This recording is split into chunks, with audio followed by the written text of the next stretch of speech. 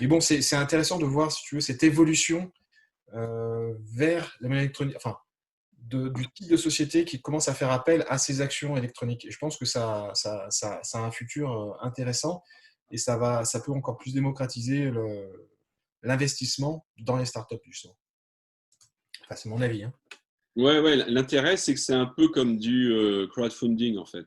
Oui, ça ressemble à du crowdfunding. Ça ressemble à du crowdfunding, c'en est pas, parce que c'est sur token, mais ça a le même usage, c'est-à-dire qu'au lieu ça permet de faire des petits tickets. Mhm. Et l'avantage par rapport au crowdfunding, c'est que ça apporte la liquidité. Les liquidités, pour comprendre, parce que quand on n'est pas Oui. habitué, c'est pas évident, ça ne veut pas dire que ça sort d'un robinet, ça veut dire que euh, ça veut dire que ça se vend facilement. Liquide, ça veut dire ça.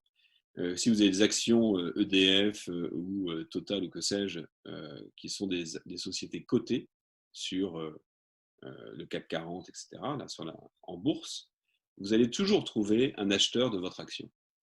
Toujours. Même si le prix baisse, vous le vendrez, quoi. Donc cette action, elle est liquide. Quand vous êtes dans des sociétés non cotées, les ventes se font de gré à gré, de personne à personne. Et donc pour trouver la bonne personne, il faut se lever de bonne heure.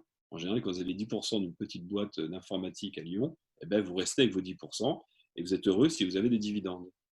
Sur Crypton, l'avantage, c'est que vos 10%, vous pourrez les vendre à d'autres À peu près et comme les monétiser. de Et manière. donc, l'énorme apport de ces marchés tokenisés, c'est la liquidité du non-coté. Et ça va évidemment être amené à se développer. Hein, c'est l'aspect crowdfunding, on peut investir ce qu'on veut à partir de 1 euro, au lieu de mettre 5 000, et on peut revendre.